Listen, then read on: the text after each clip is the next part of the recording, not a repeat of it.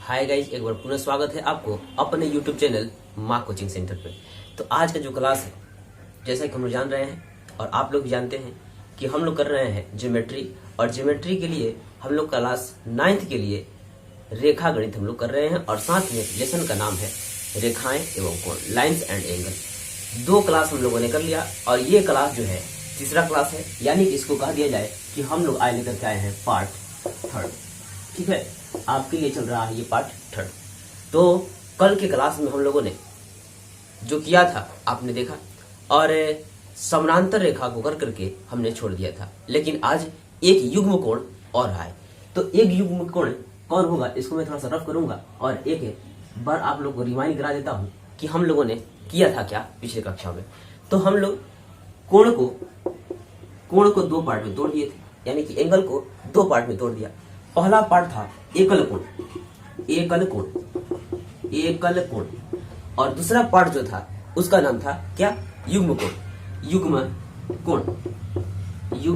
यानी कि इसको हम लोग कहे थे सिंगल एंगल और इसको कहे थे हम लोग पेयर एंगल। ठीक है, तो पेयर एंगल में कौन कौन से कोण हैं उसको लगभग हमने 2 कोण को बता दिया है। ठीक है, और एकल कोण जो था उसको पूरी तरह से समाप्त कर दिया हूं। ठीक, और एक बात उन लोगों के लिए जो अभी जुड़े हुए हैं और पिछली कक्षा का आनंद नहीं लिए हैं, ठीक है, तो वो चैनल के प्लेलिस्ट पे जा सकते हैं और वहां से प्रत्येक लाइन बाई लाइन जो है, यानी कि बेसिक से हमने इसका नाम रखा है 0 से हीरो। ठीक है, 0 से हीरो नाम रखा है, तो 0 से जाकर के देख सकते हैं। ठीक है, और यहां तक आने के लिए आपको कम से कम 2 क्लास को देखना होगा। ठीक है, और जो प्रतिदिन देख रहे हैं उनके लिए तो कुछ बातें नहीं, बिल्कुल अच्छी तरह समझ में आएगा। तो हम लोग कर रहे थे युग्म कोण, और युग्म कोण में हम लोगों ने किया समपूरक, पूरक और कोटि पूरक भी उसका नाम था। ठीक, और उसके बाद हम लोगों ने किया था कुछ क्वेश्चन, उस पर आधारित कुछ प्रश्नों को किया था, और साथ में हम लोग किए थे समानांतर रेखा। ठीक है, समानांतर रेखा करने के बाद एक युग्म कोण हम लोग ले लिए हैं, और इस युग्म कोण में आ गया है अपना आसन कोण। आज आसन कोण इतना अच्छी तरह से समझ में आएगा कि आप कहिएगा कि हाँ, ज्योमेट्री हुआ है आसान। ठीक है, ज्योमेट्री हुआ बिल्कुल आसान। देखिए, जैसे कि एक सरल भाषा में, अपनी बोलचाल की भाषा में कहा जाए कि आसन लगा के बैठ जाओ।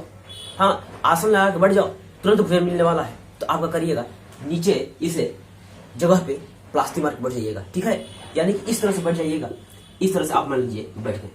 तो इस तरह से बैठने का अर्थ कहने का मतलब है, इस तरह से बैठने का अर्थ इससे है कि आप जो है इस पे जो बैठे हुए हैं, तो इस पे आसन लगा के बैठे हुए हैं। ठीक है, यानी कि इसका मतलब जो है इसके लिए आप लंब हुए, और इसके लिए ये लंब हुआ, इसके लिए ये लंब हुआ, यानी कि एक दूसरे के लंब हो रहे हैं।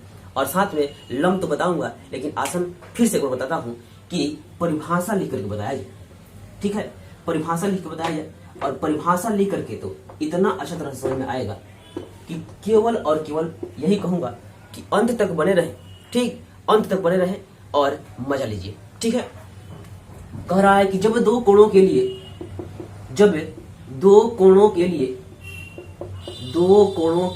अभी आपको लिखने की जरूरत नहीं है। ठीक है, अभी आप नहीं कॉपी कीजिए, मैं कॉपी करने का समय दूंगा और उसके बाद में आप कॉपी करते रहेंगे। ठीक है, जब 2 कोणों के लिए एक शीर्ष या एक भुजा उभयनिष्ठ हो,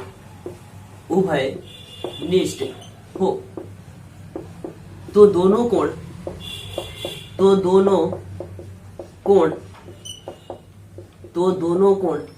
एक दूसरे के आसन कोण कहलाते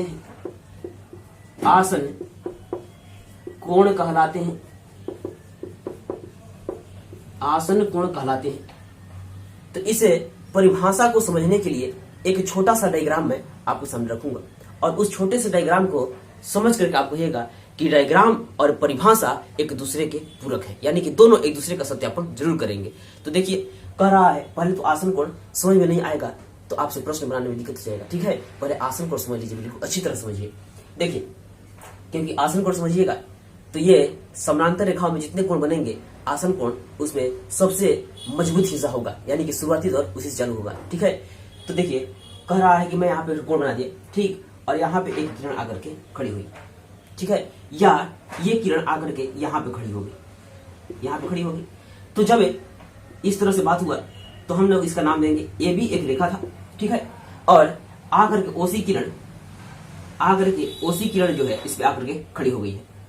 तो देखिए यहाँ पे दो तरफ से कोण बना हुआ है, एक कोण बना है यहाँ पे और एक कोण बना है यहाँ पे, एक कोण बना यहाँ पे और एक कोण बना यहाँ पे। एक बात क्लियर हो जाएगा, ठीक है। अब यदि आपसे कहा जाए कि देखिए कि इस कोण का नाम बताइए, तो आप कहिएगा ए ओ सी, इसका नाम कह दिया हम लोगों ने ए ओ सी, ठीक है। और इस कोण का नाम पूछा जाए तो कहेगा बी ओ सी, इसका नाम हो गया बी ओ सी, ठीक है। अरे भाई सी नहीं कहिए, सी कहिएगा तो गलती हो जाएगा, ठीक है। सी पे जो है और ओ पे जो है, पहले ओ केवल मत कहिएगा, ओ नहीं कहना है, ठीक है। पहले एक बात समझिए कि कोण का नाम या तो एक अक्षर से और नहीं तो लिया जाएगा 3 अक्षर से, ठीक है। कोण का नाम या तो एक अक्षर से और नहीं तो लिया जाएगा 3 अक्षर से। बिल्कुल सही पढ़ना है, ठीक है, गलती पढ़ने की जरूरत नहीं है, पढ़ना है तो बिल्कुल सही पढ़ना है। कोण का नाम या तो एक अक्षर से और नहीं तो लिया जाएगा 3 अक्षर से। तो यहाँ पे हमने नाम लिया है 3 अक्षर से। अब कहिएगा कि कब 3 अक्षर से और कब 1 अक्षर से, ठीक है। तो यहाँ पे मैं एक त्रिभुज बनाता हूँ, यहाँ पे एक त्रिभुज बना दिया और नाम दिया ए बी सी। तो इसको हम केवल ए कह देंगे, इसको केवल बी कह देंगे और इसको केवल सी कह देंगे, लेकिन इसको केवल ओ आप नहीं कह सकते हैं, ठीक है। इसको केवल ओ नहीं कह सकते हैं, क्यों बताता हूं क्यों, ठीक है। इसलिए नहीं कह सकते हैं, अरे हाँ भाई रुकिए, समझिए बढ़िया से। एक बिंदु पे बात दिमाग में उतार लेना है कि जब एक बिंदु पे मात्र और मात्र एक ही कोण बनेंगे तो उसका नाम एक ही अक्षर से लिया जाएगा। तो देखिए इस बिंदु पे मात्र और मात्र एक ही कोण बना है तो इसका नाम एक अक्षर से हम लोग लेंगे। इस बिंदु पे मात्र और मात्र एक ही कोण बना हुआ है तो इसका नाम एक अक्षर से लेंगे। और इस बिंदु पे मात्र और मात्र एक ही अक्षर से एक ही कोण बना है, एक ही अक्षर से लीजिएगा। लेकिन इस बिंदु पे दोनों तरफ एक से अधिक कोण बन गया है, तो कहिएगा कि जिस बिंदु पे एक से अधिक कोण बनेगा तो उसका नाम हम लोग लेंगे 3 अक्षर से। का समझ में आया है, ठीक है। यहाँ पे कह रहा है कि जब एक बिंदु पे एक से अधिक कोण बनेगा तो उसका नाम लेंगे हम लोग 3 अक्षर से। बात समझ में आ रही है। लेकिन यहाँ पे जो है देख रहा हूं कि इधर भी कोण बन गया, यहाँ पे भी कोण बन गया, तो केवल ओ कहिएगा तो लड़ाई ना हो जाएगा, है लड़ाई हो जाएगा। क्या लड़ाई हो जाएगा कि ये भी कहेगा कि मेरा है, तो ओ में लड़ाई हो जाएगा। तो हम लोग क्या करते हैं कि इसका नाम इस तरह से ले लिया कि 3 अक्षर से ले लिया इसका नाम। यहाँ पे कहेंगे ए ओ सी इधर का पार्ट और इधर कह दिया बी ओ सी इधर का पार्ट। बस समझ में आ रहा है, ठीक है। तो इतना बात हम लोगों ने कर दिया, लेकिन हम लोग को पढ़ना ये नहीं है, हम लोग को पढ़ना है आसन कोण समझना है, ठीक है। लेकिन हम लोगों ने बता दिया आपको कि कोण का नाम कैसे लिया जाए, तो आज याद कर लेना है। एक बार फिर से कह देता हूं, कोण का नाम या तो एक अक्षर से और नहीं तो 3 अक्षर से। रुके रुके, एक बात जो है और बता देता हूं, जिसका नाम एक अक्षर से लिया गया है उसका नाम 3 अक्षर से लिया जा सकता है, लेकिन जिसका नाम 3 अक्षर से लिया गया है उसका नाम एक अक्षर से नहीं लिया जाएगा। ये बात समझ में आ जाना चाहिए, ठीक है। देखिए इसका नाम एक अक्षर से लिया है तो इसको 3 अक्षर से भी ले सकते हैं, ठीक है। इसको बीच में ला दीजिए, इसको बीच में लाइए। तो आप इसको बीच में कैसे लाइएगा, 3 अक्षर से लेना होगा। तो कहेंगे बी ए सी। अरे भाई कोई कहेगा कि बी ए सी, हम बी के रास्ते से नहीं जाएंगे, हम जाएंगे सी के रास्ता से, तो सी के रास्ते से भी आ जाओ। तो कहेंगे सी ए बी। अरे भाई किसी से तरह से आओ तो ए ही तो पकड़ा रहा है, बीच में जो आएगा वही होगा।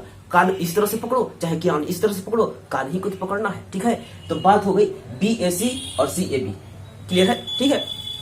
और यहां से एक बात फिर से रिपीट करता हूं, जिसका नाम एक अक्षर से लिया गया है उसका नाम 3 अक्षर से ले सकते हैं, लेकिन जिसका नाम 3 अक्षर से लिया गया है उसका नाम एक अक्षर से कभी नहीं लेना है, ठीक है। बढ़ते हैं आगे, ये बात हमने कह दिया, ठीक है। अब देखिए हम लोग चल रहे हैं इसके बाद आसन कोण। जब दो कोणों के लिए एक शीर्ष या एक भुजा, शीर्ष किसको बोलते हैं तो डॉट को शीर्ष बोल रहे हैं, यहाँ पे डॉट को शीर्ष, ठीक है। एक शीर्ष या एक भुजा कॉमन हो यानी उभयनिष्ठ हो। उभयनिष्ठ का अर्थ है कॉमन, ठीक है, उभयनिष्ठ का अर्थ है कॉमन। अब बात हो गया कि कॉमन और उभयनिष्ठ नहीं समझ में आ रहा है तो एक अपनी देहाती भाषा में उसको हम लोग कहते हैं अगुआ, ठीक है।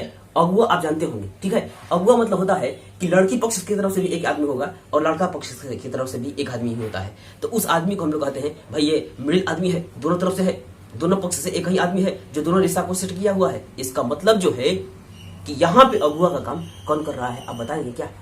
तो कहेंगे कि देखिए अगर ये नहीं होता तो आप कहां से 2 कोण का नाम बताइएगा, है।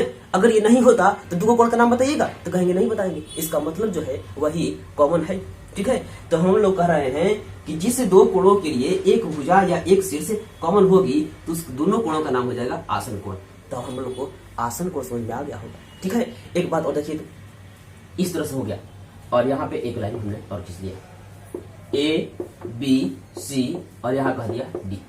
अब देखिए इस कोण का नाम बताओ भाई, इस कोण का नाम तो आप एक अक्षर से लेंगे कि 3 अक्षर से?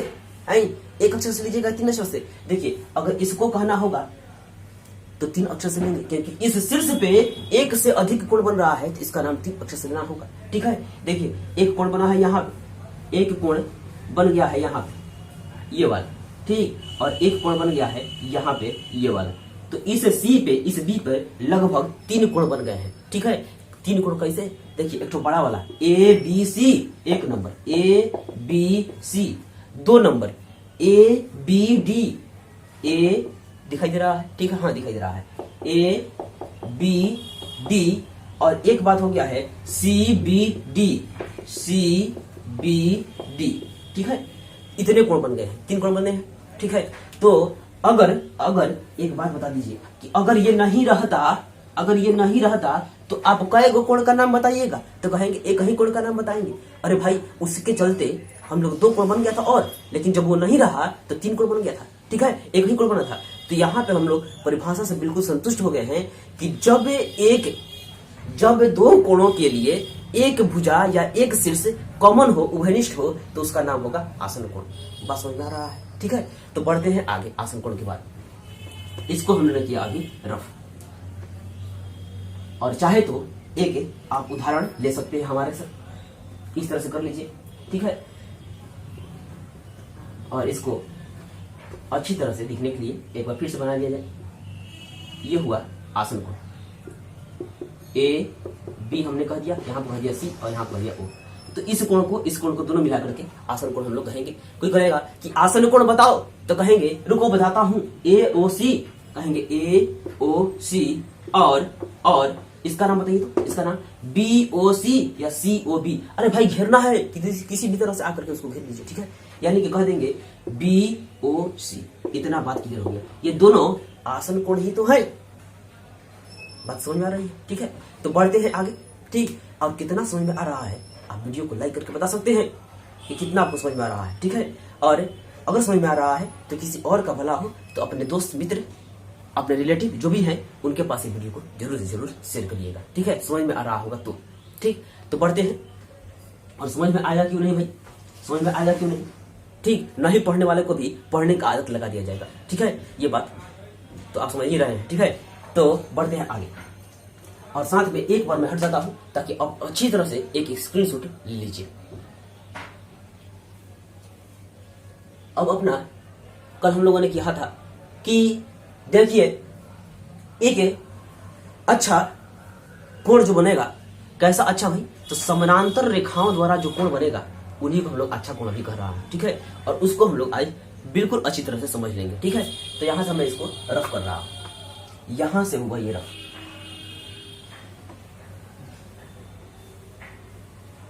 अब जो है जब कोई बात समझ में नहीं आएगी तो एक बात और कहता हूं कि वीडियो को 2 बार 3 बार जरूर देखिएगा। बिल्कुल नहीं समझ में आ गया तो कहिएगा, ठीक है। बिल्कुल समझ में आएगा, ऐसे आशा करता हूं कि एक ही बार पढ़ने के बाद में ही समझ में आ जाना चाहिए, ठीक है। तो सबसे पहला बात हो रहा है कि angles formed by parallel line, ठीक है। तो यानी कि इसका हिंदी कह दिया जाए कि समांतर रेखाओं द्वारा, अरे भाई कल ही समानांतर रेखा पढ़े थे, रुकिए एक बार बता देता हूं लिख लेने के बाद। समानांतर रेखाओं द्वारा बने कोण, समानांतर रेखाओं द्वारा बने कोण, ठीक। एक बात बता देता हूं कि 2 lines are said to be parallel if they do not intersect each other and distance between them are equal at any point।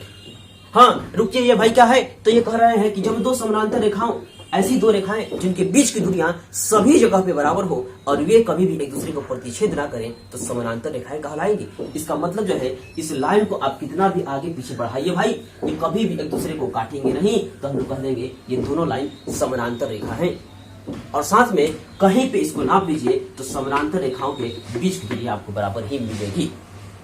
ठीक है, ये बात हम लोगों ने कल ही किया था और हमने कहा था कि समानांतर करने के लिए लंबाई का माप का कोई आवश्यकता नहीं है, यानी कि एक छोटी सी लाइन भी एक बड़ी सी लाइन के समानांतर हो सकती है, क्योंकि शर्त इसका था क्या कि ये कभी भी एक दूसरे को प्रतिच्छेद ना करें और इनके बीच की दूरियां बराबर हो, तो इसमें लंबाई की बात आती ही नहीं है। ठीक है, यानी कि एक छोटी लाइन भी एक बड़ी लाइन के समानांतर हो सकती है, केवल शर्त पूरा करना चाहिए कि कभी भी काटे ना और बीच की दूरी बराबर हो। ठीक है, तो मैं इसको हटाता हूं और आपको सबसे पहले कोण दिखाता हूं। तो इसमें कौन कौन से कोण बनेंगे एक डायग्राम में आपको कर देता हूं। ठीक है, उस डायग्राम को आप देखिए और आपको पता चलेगा कि कौन कौन से कोण है। ये देखिए, हमने एक लाइन खींच लिया यहाँ पे और एक लाइन खींच लिया यहाँ पे, ये दोनों समानांतर हैं क्या? तो आप कहेगा हाँ समानांतर है, दोनों समानांतर हैं, लेकिन थोड़ा सा इसको इधर करना पड़ेगा, थोड़ा सा केवल लग रहा था। ठीक है, ये हमने कर दिया। तो ये समानांतर है क्या? तो आप कहेंगे समानांतर है सर। ठीक है, क्योंकि इनके बीच की दूरियां कभी भी बराबर दिखाई दे रही हैं और ये दोनों एक दूसरे को प्रतिच्छेद भी नहीं कर रहे हैं, तो समानांतर है। और साथ में एक तिर्यक रेखा हम लोग ले लेते हैं, इसका नाम हम लोग देते हैं EF नाम दे दिया। और ये जो तिर्यक रेखा है इनको यहाँ पे G बिंदु और यहाँ पे H बिंदु पर काट रही है। ठीक है, बात समझ में आ रही है। एक समानांतर रेखा जो है इनको दो बिंदुओं पर काट रहा है, यानी कि इसको हम लोग कहते हैं ट्रांसवर्सल लाइन। तिर्यक रेखा जो है इसको कहते हैं ट्रांसवर्सल और इसको हम लोग कहते हैं पैरेलल लाइन। थोड़ा सा पॉइंट जो है इंग्लिश का वो भी सोचते चलेंगे। ठीक है, ऐसे तो हम लोग हिंदी मीडियम के विद्यार्थी हैं, लेकिन साथ में अगर इंग्लिश भी जानते चले तो बिल्कुल अच्छी तरह से अच्छा समझ में आएगा। ठीक है, और अच्छा भी लगेगा बोलने में कभी भी। तो AB parallel to CD and EF is a transversal line. ठीक, तो सबसे पहला अपना कोण बनता है। अच्छा, आपको क्या पता चल रहा है कि यहाँ पे हम लोग कोण का नाम एक अक्षर से लेंगे कि तीन अक्षर से लेंगे? अब बताइए, तो यहाँ पे कोण का नाम एक अक्षर से लिया जाए कि तीन अक्षर से लिया जाए? अब बताइए, जी पे जो कोण बना है उसको एक अक्षर से कहिएगा कि तीन अक्षर से? अरे क्या से कहिएगा? तीन अक्षर से कहना होगा। क्यों? क्योंकि हमने कह दिया था कि जब एक बिंदु पे एक से अधिक कोण बनेगा तो उसका नाम तीन अक्षर से, एक अक्षर से क्यों कहते हैं? ठीक है, यहाँ पे जो है इधर भी कोण बना है और इधर भी कोण बना है, यानी कि एक से अधिक कोण बन गया है, नीचे भी कोण बना है, दाहिने बाएं सभी कोण बना है। ठीक है, तो एक बिंदु पे एक से अधिक कोण बनेगा तो उसका नाम हम लोग कहेंगे तीन अक्षर से। ठीक है, तो देखिए इस कोण का नाम कहना होगा तो क्या कहेंगे? तो कहेंगे AGE। ठीक है, इस कोण का नाम कहना होगा तो कहेंगे BGE या EGB। ठीक है, तो इधर का नाम क्या कहेंगे भाई? तो AGH। इस कोण का नाम कहना होगा तो GBGH ये कहेंगे, ये फिर आ गया आप। ठीक है, और इस कोण का नाम कहना होगा तो GHC या CHG, ये भी गिरा गया। इसका नाम कहना होगा तो GHD। ठीक है, अब आप सभी कोणों का नाम जान चुके हैं। ठीक है, कैसे करना है, इतना बात हो गया। तो मैं बार बार ABG GHB CHB ये सब ना कहना पड़े, इसलिए इसको हम लोग 1 2 3 4 5 6 7 इसको 7 8 कह दिया, 7 8 कह दिया। ठीक है, अब बात हुआ कि ये एक है रुपया और एक है वैल्यू नहीं है इसका। ठीक है, इसको नाम पहचान दिया गया, जैसे किसी का सुंदर नाम है। ठीक है, राम प्रसाद मोहन प्रसाद बिस्मिल। ठीक, तो आप उसको चिल्लाना होगा, ए राम प्रसाद मोहन प्रसाद बिस्मिल, ऐसे कहेंगे क्या? बहुत लंबा नाम हो गया है। ठीक, तो उसको हम लोग छोटा कहते हैं, ए राम इधर आओ।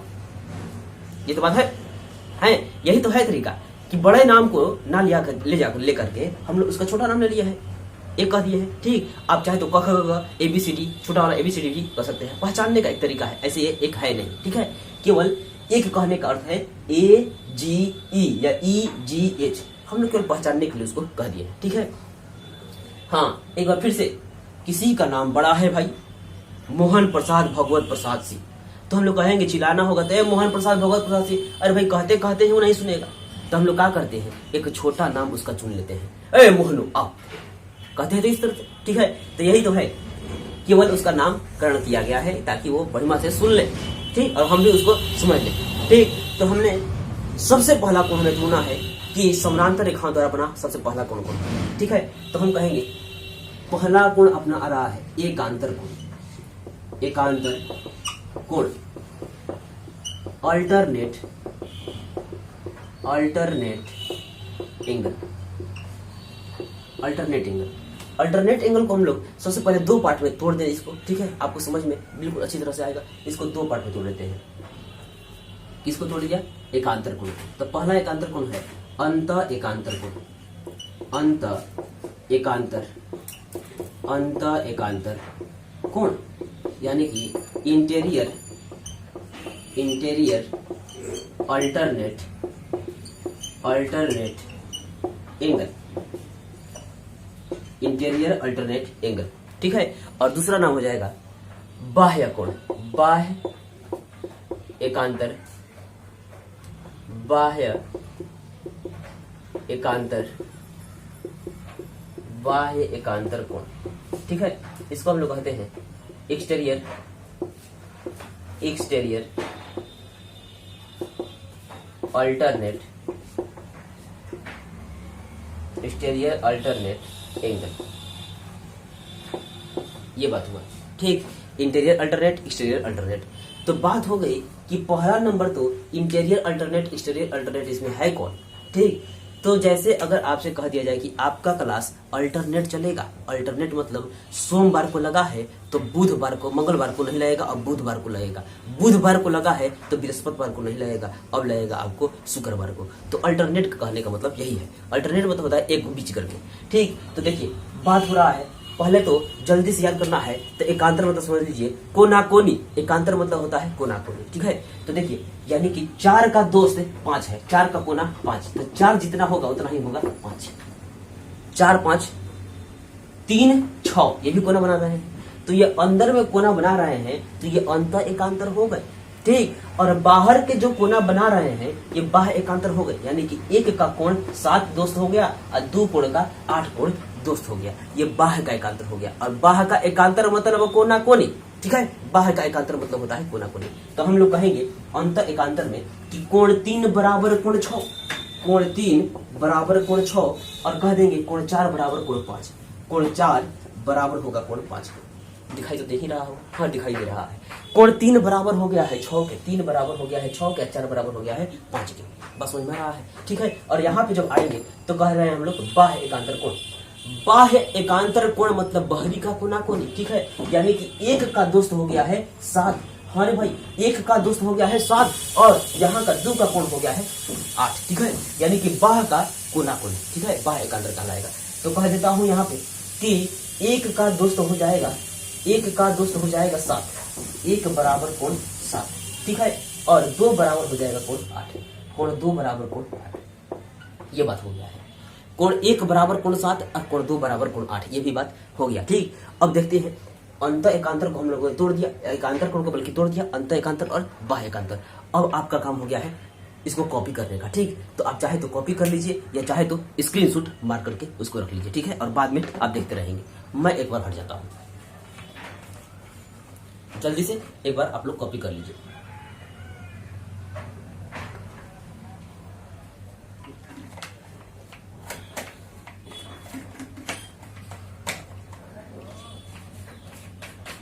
तो लगभग आपका हो गया है, ठीक है। बढ़ते हैं आगे। अगला कोण हम लोग का कौन सा होगा? अगला कोण होगा संगत कोण, ठीक है, संगत कोण।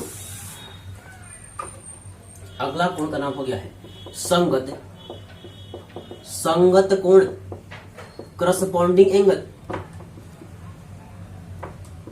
Corresponding, corresponding angle.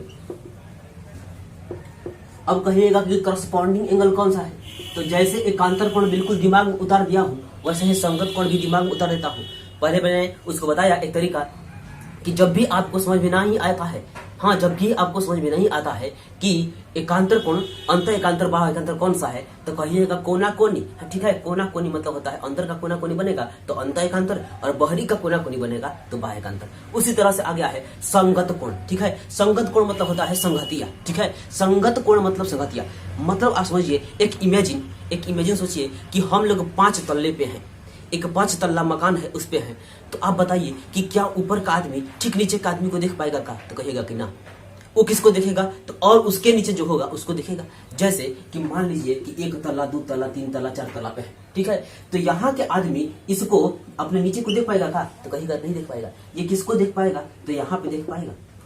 और ये वाला आदमी अब इसको देख पाएगा क्या, नहीं देख पाएगा। ये किसको देख पाएगा, इसको देख पाएगा। यानी कि संगत मतलब होता है संघाती, ठीक है। और समानांतर रेखा के एक ही ओर के संगत भी होते हैं और समानांतर रेखा के दाहिने तरफ बाएं तरफ दोनों भी संगत होते हैं, ठीक है। तो सबसे पहले बात करेंगे समानांतर रेखा जो है, इस तिर्यक रेखा जो है इसके दाहिने तरफ और एक बार बाएं तरफ। तो देखिए पहले हम बात कर रहे हैं दाएं तरफ की। तो देखिए एक 2 का दोस्त हो जाएगा 5 और 3 का दोस्त हो जाएगा 7। एक बार रुकिए, 2 का दोस्त कभी भी 3 नहीं होगा। हमने बताया कि नीचे अपना नहीं देख सकता है, यानी कि 2 का दोस्त हो जाएगा कौन, 5 और 3 का दोस्त हो जाएगा कौन, 7, ठीक है। इसी तरह से आप बताइए तो कि इधर का कौन सा होगा भाई, तो कहेंगे 1 का दोस्त हो जाएगा 6 और 4 का दोस्त हो जाएगा 8। संघातिया है, ठीक है। संगत कोण मतलब संघाती, ठीक है। यानी कि कह देंगे कि कोण 2 बराबर कोण 5, कोण 2 बराबर कोण 5 और कोण 3 बराबर कोण 7, कोण 3 बराबर कोण 7। ये एक तरफ के संगत तिर्यक रेखा की एक तरफ की बात हमने कर लिया। अब तिर्यक रेखा की इस तरफ आता हूं, उससे पूछता हूं कि कौन कौन बराबर हो रहा है। तो कहेगा कि कोण 1 बराबर कोण 6 और कोण 4 बराबर कोण 8। कोण 1 बराबर कोण 6 और कोण 4 बराबर कोण 8, कोण 4 बराबर कोण 8। हाँ ठीक है, ये बात हो गया है। कोण 4 बराबर कोण 8, यानी कि हमने संगत कोण को भी कर लिया, ठीक है। संगत कोण तो हम लोग कर ही लिए हैं और साथ में अंतः कोण भी कर लिया है, ठीक है। और बात रह गई है अंतः कोण की, ठीक है। अंतः कोण की बात हम लोग कर रहे हैं। इसको हम लोग रफ कर दूं क्या, ठीक है, रफ कर सकता हूं इसको। और एक बार अच्छी तरह से हट जाता हूं ताकि आप लोग एक अच्छा स्क्रीनशॉट ले सकते हैं, ठीक है। इसको आप लोग स्क्रीनशॉट ले लीजिए। तीसरा कोण का पाठ होने वाला है। तीसरा कोण गया, चौथा कोण कोई भी होगा, हाँ एक बार होगा लास्ट, अंतः कोण, अंतः कोण, कम्युनिकेटिव इंटेलिजेंस को हम लोग कहते हैं। और एक बात समझ लीजिए भाई, अंतः एकांतर भी था, ठीक है, लेकिन ये केवल है अंतः। हाँ घबराने की जरूरत नहीं है, वो अंतः एकांतर था लेकिन ये केवल है अंतः। तो अंतः कोण सबसे अलग क्वालिटी का आदमी है, इसलिए इसको हम लोग लास्ट में पढ़ रहे हैं, क्योंकि ये कहता है कि हम बराबर नहीं होते हैं, हम लोग 2 आदमी मिलकर के संपूरक हो जाते हैं, ठीक है। और अंतः मतलब है अंदर ही बनेगा। तो हम लोग कहेंगे तिर्यक रेखा के एक ही ओर के अंतः कोणों का योग का 180 डिग्री होता है। ये देखिए तिर्यक रेखा हो गया, कि समानांतर रेखा हो गया, और समानांतर रेखा के अंदर में ही बात करना है। इस तिर्यक रेखा के एक ही ओर 3 5 4 6 अंदर में कौन कौन से कोण बन रहे हैं, तो आप कहिएगा कि 4 वो कोण बने हैं, 3 4 5 6, इसी कोण का नाम है, ठीक है। तो अंदर में एक ही ओर के कोण का मान हो जाएगा 180 डिग्री, यानी कि कोण ये और कोण ये मिलाकर हो जाएंगे 180, ये और ये मिलाकर हो जाएंगे 180। अगर ये 60 रुपया है तो ये 120 रुपया आराम से हो जाएगा, ठीक है। तो हम लोग कहेंगे का कि कोण 3 प्लस कोण 5, कोण 3 प्लस कोण 5 बराबर 180 डिग्री। और इधर कहेंगे कोण 4 प्लस कोण 6, कोण 4 प्लस कोण 6 बराबर 180 डिग्री। इतना मजेदार लगेगा जब आप इस कोण को अच्छी तरह से समझ लेंगे, ठीक है। और मैं तो अब यहीं से क्लास को बंद करने वाला हूं, ठीक है। और एक बार आपको रिपीट करवा देता हूं प्रत्येक कोण पे, ठीक है, नजर दिलवा देता हूं। तो मैं इसको रफ करता हूं और आप चाहे तो एक स्क्रीनशॉट ले सकते हैं, ठीक है। इसको रफ कर लिया जाए, इसको हमने किया रफ। और यहां से एक बार मैं कोण फिर से बनाऊंगा, एक बार मैं फिर से कोण बना देता हूं और आपको समझा देता हूं, ठीक है। ये अपना समानांतर रेखा था और यहां से एक तिर्यक रेखा गुजर रही थी और यहाँ पे नाम दिया जाए 1 2 3 4 5 6 7 8, ये नाम हमने दे दिया। तो पहला कोण था एकांतर, पहला कोण था एकांतर और एकांतर 2 था अंतः एकांतर, अंतः एकांतर, और फिर बना था बाह्य एकांतर, बाह्य एकांतर, अंतः एकांतर और बाह्य एकांतर। तो अंदर का कोना कोनी एकांतर मतलब होता है, यहाँ लिख भी देता हूं भाई, कोना कोनी, कोना कोनी। अब नहीं कहिएगा कि नहीं समझ में आ रहा है, कोना कोनी, ठीक है। कोना कोनी हो गया, समझ में तो ये रहा होगा, ठीक है। कोना कोनी मतलब यहाँ, यानी कि अंदर का कोना कोनी 3 का दोस्त है 6 कह दीजिए, तो 3 बराबर 6 और कह दीजिए 4 बराबर 5। ये दोस्ती हो गई, ठीक है। अब कहिए तो, अब क्या कहिएगा कि बाहरी का कोना कोनी मतलब बाह्य एकांतर, यानी कि 1 का 2 से 7 कोण 1 बराबर कोण 7 और 1 बराबर 7 तो हो गया है, तो 2 बराबर क्या हो जाएगा, 2 बराबर हो जाएगा कोण 8, ठीक है। ये हो गया। दूसरा बात हुआ था